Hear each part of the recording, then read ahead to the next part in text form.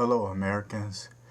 This is Illuminating Demons, the Freemasons and the New World Order, Lecture 1, Part 3. Now that I've shown you some of the rituals that take place in the Masonic lodges and some of their symbols, I'm going to go ahead and move on further with my lecture, and I'll show you more rituals and symbols as it fits in with the lecture. For 100 years or more, plots of conspiracies had came up about the Freemasons and them wanting to rule America. And everybody has said it's just a bluff, it's just a talk, they're a fraternal order. The Freemasons led the revolution. They played a pivotal role in the declarations of the independence, the Constitution, the design of our nation's capital. The Freemasons have a secret, and it's in coded patterns, and it's taken by the stars, and you will start to learn about this further on, even murder. This will paint a new picture about you, about our founding fathers.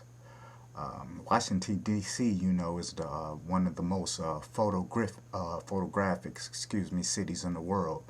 Its monuments are powerful and familiar. Its history is well known, or is it? I will bring you new suspicious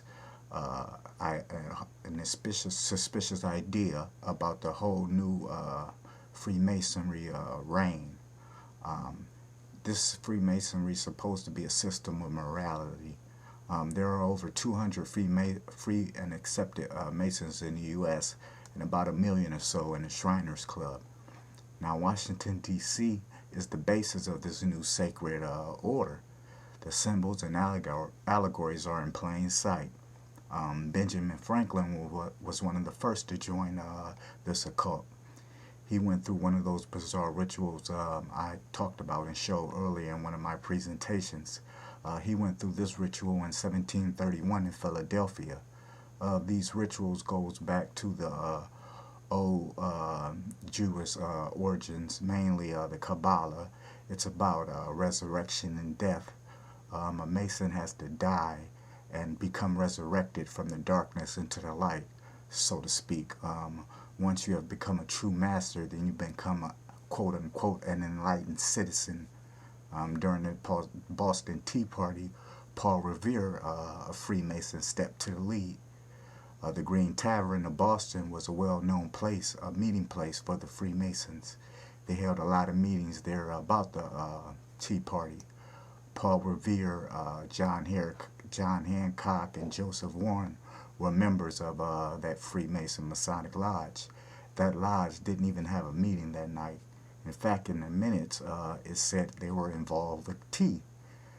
The Freemasons are dangerous when it comes to free wills and governments that created or commits tyranny. With the Freemason Revolution well underway, a new founding nation finding itself, Ben Franklin suggested there should be an adjustment to Thomas Jefferson's draft of the Declaration of Independence. We hold these truths sacred and undeniable. The word sacred bothered Franklin. By this time, he was the Grand Master of Pennsylvania Freemasons. He wanted a government, a Freemason government, which was bounded by reason and not from faith. Franklin found a more acceptable word, self-evident. The Declaration of Independence was written just as the ancient world of Freemasonry.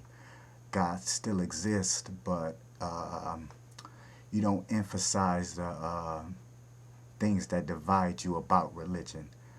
They talk about a divine entity, but they don't talk about God. I guess this is the free will of the thinking Mason. They talked about the need for a band of brothers to form this new society. Of the 56 men assigned the Declaration of Independence, 9 members were open Freemasons, including John Hancock. But there is no doubt George Washington, is the biggest founding father who was a Freemason.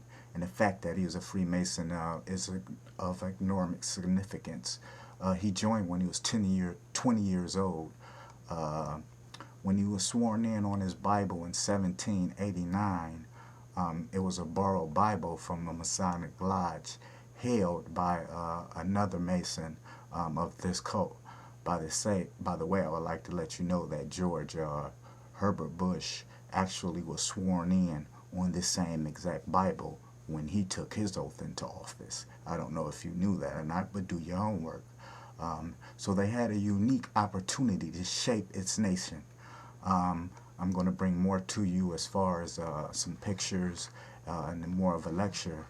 So until then, America, wake up and unmask the truth.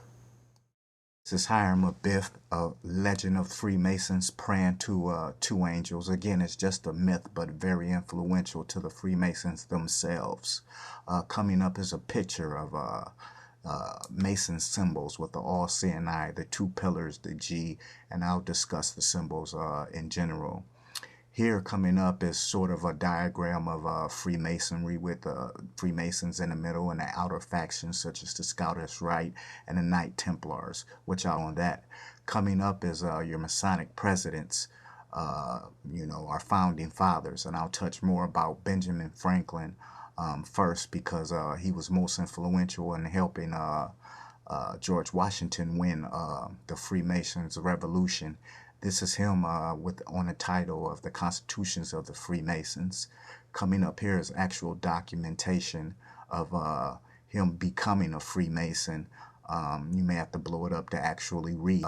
Here are some writings, but within the book themselves, talking about sympathy, kindness, and Masons' dues. Also, we have the Boston Tea Party, which I talked about, which was very influential in starting of the Freemason Revolution. Coming up is a picture of Benjamin Franklin in full Masonic gear with the G behind him in his Masonic temple or Masonic lodge. I told you he was the leader of all Freemasons in Pennsylvania. This is a coin stating that and showing that he's the Grand Master of all Freemasons. Coming up is a picture that's not too clear, but it's Benjamin Franklin within a Masonic lodge holding a ritual. Coming up is the two pillars and a compass, and it's located in most all lodges and what you would call monuments of prolific Freemasons. This is a picture of George Washington here winning the Freemason Revolution, again with the help from Benjamin Franklin. This is George Washington in full Masonic gear, standing within that third doorway I talked about. As you can see, the G illuminated above him. This is of George Washington. You may have to blow it up to read it, but this is another patriot homage to a great prolific Freemason. This is George Washington doing a ceremony for the new nation that they have founded after the Freemason Revolution. This is the official apron worn by George Washington, and it illustrates some of the symbols that I'll get in touch with you more. But coming up here, as you can see, is another G engraved right in front of it, directly in front of the Washington, D.C. The most, I would say, suspicious thing is this picture here, which was sent out to Spain and came back, and it looks similar to the Baphomet, who's used widely in Kabbalah and Freemason, which is supposed to be an evil deity, and I'll get more on that. If you don't believe it, look side by side. You can't deny the similarities of those two. And here you have in front the geometrically engraved G Mason, which is in Washington, D.C., for everyone to see and know exactly what their intentions were. Every time I think this is it, and I go all out to beat that, I win or I lose, and then I come into the next one. This is what that's what you do. Every time I think this is it, and I go all out to beat that, I win or I lose, and then I come into the next one. This is worse. It's even worse. Like it's like